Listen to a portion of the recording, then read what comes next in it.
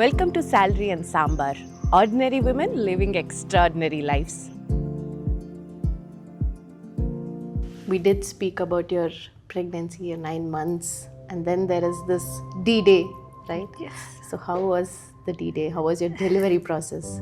There were some complications during my pregnancy, and the doctor told me that definitely not a normal delivery. We're going to have a cesarean. So I was like, confirmed, and we cannot wait now for the due date. We have to go earlier because there's a risk. I was very disappointed. So I was thinking, okay, I'll have a normal delivery. I'll be back on my feet in like 20 minutes. And as was expected in that moment, I just said, oh, like this is probably just a money-making thing with my gynac. She was offended by, that implication. So she said, go and get a second opinion. So I reached out to my friend whose wife recently had a baby, and he suggested another doctor. So I went to that gynac, and she told me worse things, and she said, we can't even wait till that date. We have to advance it by another 1 week. Then I said, oh my God. The day that I went for the second opinion, the lift in my building was not working. So I walked down 7 floors to go to my parents' place. And I climbed up 9 floors, and then I climbed down 9 floors, and I took a taxi and I went. And then I came back after all this and got the same bad news, and then I went back home and I went into labor in the night. Okay, but I didn't realize that I went into labor. Okay. I just thought that I'm experiencing some discomfort because so I was staying by myself, and I had taken advice on what it's like how will I know that I'm going to deliver from a few of my friends who had delivered. So I was told your water will break and it'll all get wet. And so I was expecting that. And my due date was still some way off. So I just sat tight at home and tossing, turning here, there. I noticed there is like some sort of a discharge that's happening. But it wasn't a whole bucket of water. Like I was told I should be expecting a bucket of water. By around 3 in the morning, I was in a lot of pain. So I called up the OPD and she said, when is your due date? I said, it's on the 18th. He said, no, it's too early. Like all of 3 weeks is there. It's just false labor. Wait, 6 o'clock, it's gotten worse. I'm not able to lie down. I've gotten off my bed. I put a mattress down, put some, what do you call those little rubber sheets, because I don't want to mess up the bed because then I have to do the laundry. And it's all my work, there's nobody to do it. So I'm getting up, I'm walking around, I clean the whole house, I clean the bathroom to take my mind off it. So I sat by around 9, I was done. I was like, I can't sit here anymore. Okay, I have to go to the doctor. Like I go somewhere so I had already packed a little suitcase, like a delivery suitcase, right? So I called a taxi and I was ready to go, and my friend said, oh no, don't go by yourself, I'll come with you. And I called my mom and I said, I'm going. So with both of them in tow, I got the cab, and then like always, traffic, okay. I can no longer go to the hospital that I go to because that's too far. And I was too desperate. So I knew that I cannot make it to that hospital. Whatever this is, I need to go somewhere right away. So we went to the nearest hospital. That was the hospital where I took the second opinion. I filled up all the forms. So that doctor, she came and then she just checked and she said, you have no membranes. Okay, and I'm like, what does that mean? Because I don't know what it means. And she said, the water, there's no water. So she said, we have to deliver like ASAP types. I was in the OPD and she comes and she's like, do you feel like pushing? And I said, no. Okay. And then she said, okay. So she put me onto the wheelchair and rolled me into the lift so that they can take me up to the labor room. And as soon as I got into the lift, I swear I had the word she said, this urge to push, it literally came over me. And I said, I have to push. She said, no, just wait. And I'm like, how? She just said, wait for 2 minutes, we're about to reach. And then as soon as we got there and she put me onto the chair, then she said, you just go in for labor. And I think my delivery was probably like a really short delivery because all of the labor happened at home. Exactly, you're making it sound like short one, but you went through it. Yes, after I delivered my daughter, it was not as per the date, so it was a little bit in advance, so it was kind of unplanned. So I didn't really call in to work and go officially on my maternity. I just abruptly went and delivered the baby. So one of my colleagues had to notify. And the question that came from the other end was, so who do I congratulate? So it seemed like the congratulations and the kudos is for some great work that a guy has done, only he should be receiving it, and I am like irrelevant in the whole scheme of things, right? I don't think like there is even a question as to who should be congratulated. Yeah, it's I'm sure. me. But to ask a question such as that, like it just makes you wonder, like, how is it relevant? Like, are you saying that a woman should not receive a congratulations? It's a job well done, even by her. Okay. Mostly by her. Yeah, don't take away that credit, right? I think that entire delivery process for me is always going to be very vivid because of the way that it went. I don't think I could ever forget. Nah, it's just, yeah, I'll never forget it. Ever. It's very normal when we are working in corporate. You announce that you have a baby, then you check with your corporate what's your maternity plan like, Yeah. and then you feel secure, or then you add on to it. In a Correct. typical relationship, in a conventional way, it's easier to do it. Correct. Easier, I would Yes, say. yes. There are a few challenges even then. Right. In your case, the path less chosen. Yeah. So, what were the typical difficulties you faced? So I incidentally had insurance from before. When I started working on contracts, separately I got insurance just for myself. When I contacted them about my pregnancy, they said that you cannot be covered for pregnancy because we need to endorse your spouse's name on it. So I said, what if I don't have a spouse? Then you are not eligible for maternity benefits. So even though I had an insurance policy, they refused to cover maternity even if I was willing to pay the premium for it, because I could not endorse my husband's name on it. I have been paying for my insurance for 2 years. So why do I need my spouse? If my spouse pays for it, it's different. But I'm paying for it, which means I'm capable of paying. So you are refusing to take my money itself and saying I will not give you coverage. Get me a husband. That is so disabling. So I was able to afford the medical care out of my pocket, and I was able to afford the break that I had to take after delivering her also out of my own savings. Okay, you were not privy to any maternity break, No. maternity leave? No paid leave? No, it was unpaid. So I took a 1.5 year voluntary break from work instead of the standard 6 months. There was no support system, like, there's no mother-in-law, husband who's like standing in as nanny, right? So I wanted to be with her until she's able to walk and, talk, and I wanted to witness those milestones. Once you have your kids, your financial worries go to a different level, like, especially if you're a single parent, because then you think about continuity. What if something happens to me? What am I leaving behind so that the child will be taken care of, that there's enough money to fund their education and for them to become independent in the future? Once I resumed work, I decided to apply for life insurance. When I applied for life insurance, they told me that you have not been working for 1.5 years, so there's a gap in your income. So you're not eligible for life insurance. So I said, but the gap is not because of anything except the fact that I went on maternity, which I can prove, right? So maternity should be considered a normal life stage. It is not like I was unemployed voluntarily, or they were thrown out of a job, or I have no earning capacity. You have to build your cred back again for 3 years and then apply for life insurance. See, this is the reason why women struggle. We don't get coverage without a spouse. And when we want life insurance to secure the future of the child that we've brought into this world, we need continuous earning. Just because you're not earning Yeah. for 1.5 years, your Exactly. life doesn't matter. Now, if you had a husband, he could have taken that because he's not delivering and he's not going on maternity. But he would have got life insurance, even though he's also become a father. But I'm being punished because I became a mother. So I thought that I will write to IRDAI. So I wrote an email. I don't know if someone reads it or not, but I did write an email to them. And, I said that this is not okay. You're not empowering women. And I was still not convinced that it would reach somewhere in life. So I actually, wrote a letter to the Minister for Women and Child. I'd already shot it off in email, and I'd already shot it off in post, but I wanted to physically give it. I felt like the system has to change. Sitting outside the system and then complaining about the system and then doing nothing about the system doesn't work. It was difficult for me. I'm hoping in 5 years, 10 years, if there's another girl who's making these choices, at least she should have a smoother road. But then someone has to make the effort. So I did go. Unfortunately, I was not able to get anywhere close to Minister.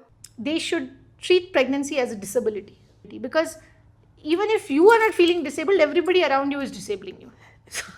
So you're not getting treated the same way at all under any circumstances. So there is no reason why they should expect you to perform, deliver everything at the same level as everybody else when nobody is willing to treat you just the same. But I realized that, you're fighting a system that's not going to change today. So, and I need to figure this out today. So I just figure an alternate solution.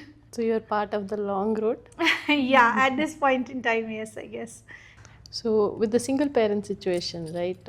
How hard is it with the finances? It's definitely difficult because what happens as a single parent is you're not able to sign up for a lot of jobs. Even though you may have the capability, your domestic situation does not permit you to. She went to daycare around 1.5 years. I was a full daycare, so from morning till evening. So I would drop her in the morning and then I come back by 6:30, 7 to pick her up. There'd always be people at work who want to have a meeting in the nth minute. On one instance, I went so late that the teacher took her to her house because she couldn't wait in the school anymore. And that was very kind of her. So I went and picked her up from her home, right? And all of that starts giving you a lot of guilt, right? Because you want to earn the money, but then you're realizing that to earn the money, you are compromising on your presence or availability or, the time that you're spending. And the reason why you're earning Exactly, right? So depending on, what sort of support system you have or you don't have, you start doing trade-offs. There will be jobs that pay you a lot better if you're willing to travel, willing to work nights, willing to come to an office which is in some godforsaken location. But then if I start doing that, then I'm not even there anymore, right? And I think the least we expect is that once they're back from school or whatever it is, like at least a good 3 hours of FaceTime before they go to bed. I do think that I did take a lot of compromise and I continue to consciously make those choices, saying that even if it brings me a little less money, I'll be able to be present for my child. And even when it's women, right, people who have actually broken through the industry in the last 10 years or so, they try to align with how the men perform to avoid scrutiny. Yes, and I understand where that comes from. See, if you're running a race with a guy, you have to keep up with him. Run as fast as him. You can't slow down and then say, I'm a woman, so give me the first place, right? Now, it becomes an unfair competition in that point because he's not pulling the same load, no? He's not going to take a day off. Guy is earning more because he's willing to do more things, travel more, stay late hours, get up at odd hours, work weekends, because women pick up the slack. Then because they are picking up the slack at home, they don't sign up for something that pays as well. So when time comes to either leave work or to relocate and go someplace where employment is compromised, he will always be like, but I earn more than you. So I don't think it's just me. I think a lot of women, since they have family to take care of, some sort of dependence and childcare especially, they will automatically step back from work, sign up for a little bit lesser, just to have that peace of mind that we've done a good job, at least on this front. Because you will appreciate me today with money, but tomorrow you will just as well replace me. But I'm a mother for this child today, and I will remain a mother for this child till my dying day. In all the metros nowadays, for an admission into a good school, the kids don't have to write many exams. It's the parents. Right. Right? So how was it like going through that? For schooling, I went to quite a number of schools, and there were a few schools that insisted that both parents should come for the interview. And when you mentioned that though there is only the one parent, there's like this weirdness, in their response. I think they would understand a situation where it's like the father's dead or you're divorced. You're no longer together. Yeah, like they would understand that. But if you say there is no father, and then from there probably they go into some sort of judgmental assessment of your character, maybe. But yeah, that makes that interaction a little bit awkward. So the government issues a birth certificate without a father's name, so that wasn't a problem. Getting an Aadhaar was not a problem. So ultimately, of course, I put her in a school where they didn't care either ways. The young minds are very curious. Yes. all the time. Yes. A lot of questions. Yes. Not just your daughter.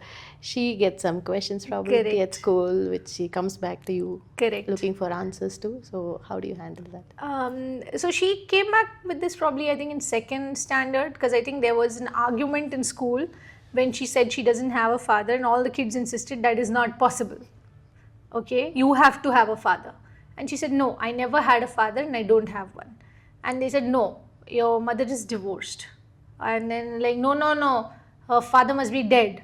It's just kids, they're just saying stuff. Trying to find the logic. Yeah, because that's what they see. Like majority of the family situations, there's a father, there's a mother, Even if they're not together, their father exists, in the universe. Yeah, he did, right? And you were aware of who that father is. So she did come back home and she did ask me. So I gave her a minor biology class in second standard.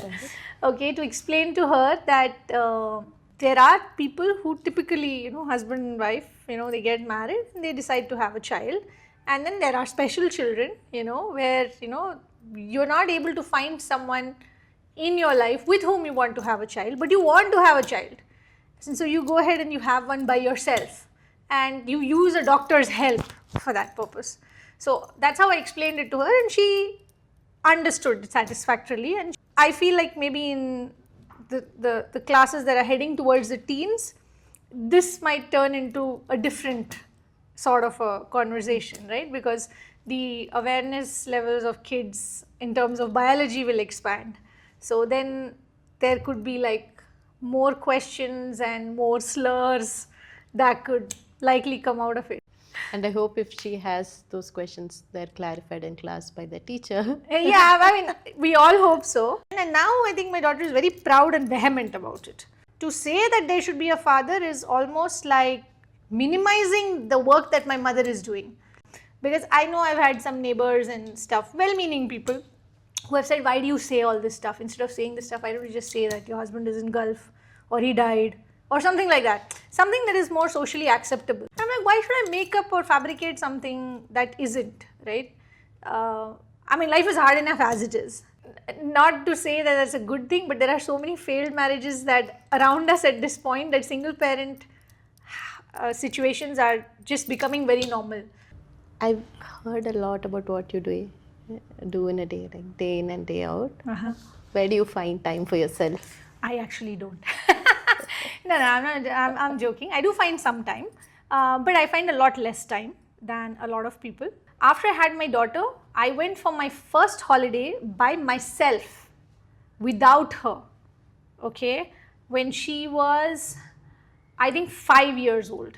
You are the milk factory, so you just sit and wait for whichever day they decide to wean themselves off. Like reading a book was something that I used to do very often. I don't read anymore because after I had her, every time I would read, I'd be interrupted in every paragraph.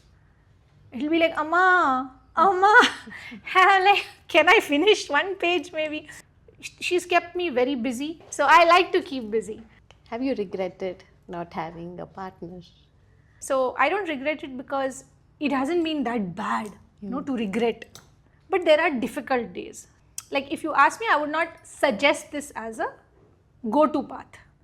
I would always suggest that if you can find a partner, it doesn't matter. It could be a sibling, who has nothing to do with their life. It could be a young parent, it could be a friend, who's alone in their life and does not really have much going on, who's willing to kind of share life with you, right? That's also okay. But it's good to have a partner. And then there's always that big question, what if something happens to you? What is the backup plan for the child? So that way I think having two parents is a solid idea, but definitely not a regret at this point. And do you look for that love and that partner still? Oh yeah, why not? There is absolutely no reason why I should not, right? Like I am a trier, if anything else, right? In my whole life I've tried so many things. So I do believe that you can find love in unexpected moments and unexpected places. So I would go so far as to say that it would be nice to have that sort of a relationship so that you can teach your child what it's like to have a healthy, loving relationship, so that they know how to conduct themselves, what to look for. Like they have some guidance in that way. It's not necessary that it works out, but at least you have provided some sort of a benchmark over there. One day you won't be there, so they should have someone to partner with in life, right? So it'd be good if they have an education in some form at home on how to go about that setup for the future. In the future, if your daughter is going into a marriage, or Right. if she would like to look at Right. to get married to someone, what is the advice that you would give her? I haven't done so gloriously to give advice on that front. I don't know. I don't think I could advise. I don't come from a place of that much success in that facet of life that I can give the advice. I can probably give the advice of the things that you should avoid doing so that it doesn't go sour. I think at the end of the day it comes down to having a very good understanding of yourself. Like if you don't know yourself well enough, then you don't know what will work for you. It's a trade-off. I don't think there's a perfect, and I think if we look for perfect, then we'll all be solitary creatures only. There is no advice I could give anybody, or I have given anybody, including myself, that has turned out like so spot on. And for future generations, overall, what is the one piece of advice that you would like to give? I always say that when you're young is the time to try.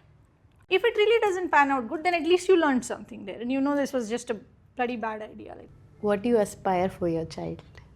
I just aspire for her to be happy, with whatever choices she makes in life, and to be a good person. If she can do those two things, I think that's huge. That's a job well done for you then. Yes, most certainly. And what's one advice that you would give to all the mothers out there?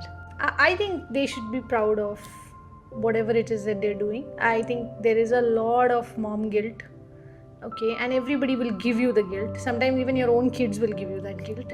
I think as mothers, you should not judge other mothers. Every mother is probably doing the best that she can. It is possible someone else is in better shape, in better health, in a better career position, in a better family position, in a better financial position. And I don't think you should compare. It's always a trade-off. You probably have a lot more love from your child, a lot more bonding, a lot more satisfaction from that facet of your life, which is not measurable. Companies will come, companies will go, businesses will start, businesses will shut, but this is perennial. Okay, with that, I would like to thank you again. My pleasure. And for all the advice you have given us and shared all your trials. And we are just wishing you all the best and continued path-breaking successes. Yes, I look forward to it. More full life and more busy things.